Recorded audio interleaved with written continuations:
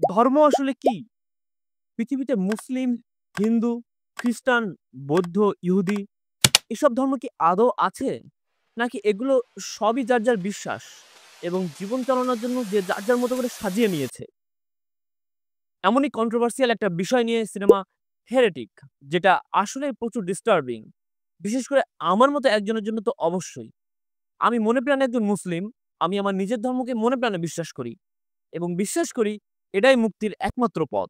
এই সিনেমার পরিচালক মহাশয়ও ঠিক এমন নির্দিষ্ট কোনো একটা ধর্মে মনে প্রাণে বিশ্বাসী হওয়াতেই তিনি এই সিনেমায় নাস্তিকতাকে মাথাচাড়া দিয়ে উঠতে দেননি। এই সিনেমায় আসলে মিস্টার রেড নামের এক ব্যক্তিকে দেখানো হয়, যে কিনা পুরোদস্ত নাস্তিক না, তবে আমি বলব সে অবশ্যই মানসিকভাবে ক্ষতিগ্রস্ত একজন। সে খ্রিস্টান মিশনারি ২ জন সিস্টারকে সর্বোচ্চ চেষ্টা করে খ্রিষ্ট ধর্ম, ইসলাম ধর্ম এবং ইহুদি ধর্ম এসব একত্ববাদী ধর্মের উপর থেকে বিশ্বাস সরানোর। কিন্তু সে চেষ্টা করেও সফল হতে পারে না। এই সিনেমাটা আসলেই বেশ কন্ট্রোভার্সিয়াল, কিন্তু সিনেমাটার শেষ ভাগে আপনাকে আপনার নিজ, নিজ ধর্মের প্রতি সবচেয়ে বেশি বিশ্বাসী করে তুলবে। তো চলুন একটু স্পয়লার সহ ঢুঁ মেরে আসি। ২ জন সিস্টার যারা একটি অঞ্চলে এসেছে খ্রিস্টান ধর্ম প্রচার করতে। তো এসে তারা একজনের বাড়িতে ঢুকে পড়ে তাদের ধর্ম প্রচার করতে। সেখানে অবশ্যই একজন পুরুষ মানে মিস্টার রেড বাদে আর কেউ ছিল না।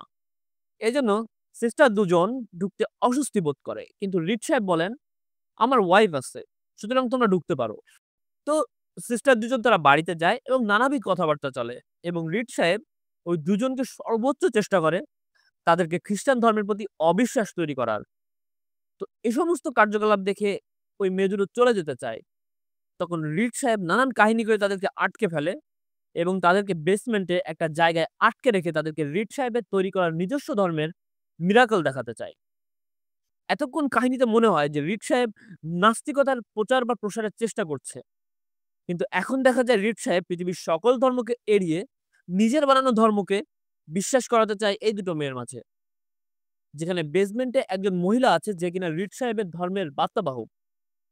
তো তিনি নানাবিধ মিরাকল দেখানোর চেষ্টা করেন যেগুলো আরকি ফেক থাকে এবং সিস্টার বার্নেস টের পেয়ে যায়।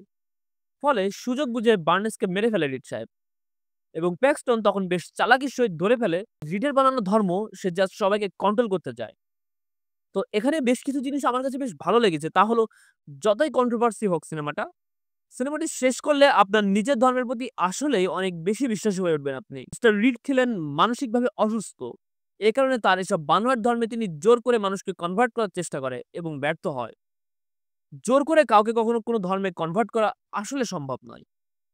আমাদের প্রিয় নবী হযরত মুহাম্মদ সাল্লাল্লাহু আলাইহি সাল্লামের বিশ্বাসযোগ্যতা, আচরণ, ব্যবহার, পরোপকারিতা এসব দেখেই তৎকালীন সময়ে বহু, বহু বিধর্মীরা ইসলামের সুশীতল ছায়ায় স্বেচ্ছায় অবস্থান করেন। জোর করে কিন্তু কাউকে ধর্মান্তরিত করা হয়নি। তো এই মুভিটা সব মিলিয়ে আমাদের এই শিক্ষাই দেয় যে, যে যতই ঘটুক না কেন, এক সৃষ্টিকর্তার উপর বিশ্বাস সকল কিছুর সমাধান এবং এটাই একমাত্র মুক্তির পথ।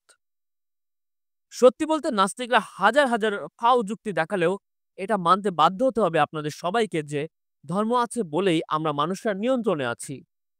ধর্ম আছে বলেই আমরা মানুষ হয়ে আছি। আর ইসলাম হচ্ছে সবচেয়ে সঠিক এবং শান্তির ধর্ম, যেখানে মারামারি, হানাহানির কোনো স্থান নেই।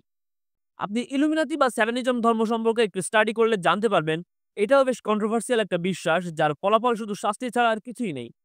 এখানে নিজেদের আত্মাকে শয়তানের কাছে বিক্রি করে দেওয়ার প্রয়োজন হয়। বিক্রি করে দেওয়া বলতে শয়তানের অনুসারী হতে হয় এবং শয়তান এর বদলে আপনাকে বেশ ধন-দৌলত, হাবি-জাবি, নাম ডাক ইত্যাদি দিতে পারে। বাংলাদেশেও এমন একটি ধর্ম নিয়ে বেশ কথা হয়েছিল একটা সময়। সে ধর্মটি হচ্ছে আদম ধর্ম, যেটা ময়মনসিংহের একটা পরিবারে ঘটেছে। তো তারা একই সঙ্গে একই পরিবারের ৯ জন একসাথেই সুইসাইড করে। তো এ বিষয়ে আপনি Google বা YouTube এ সার্চ দিলে আদম ধর্ম লিখে সার্চ দিলে অনেক, অনেক ইনফরমেশন পেয়ে যাবেন। যদি আপনারা আগ্রহী হন কমেন্টে জানান। আমি এ বিষয় নিয়েও ভিডিও বানাবো। তো আজকের ভিডিও এই পর্যন্ত। ভিডিও ভালো লাগলে অবশ্যই চ্যানেলটি সাবস্ক্রাইব করে যাবেন।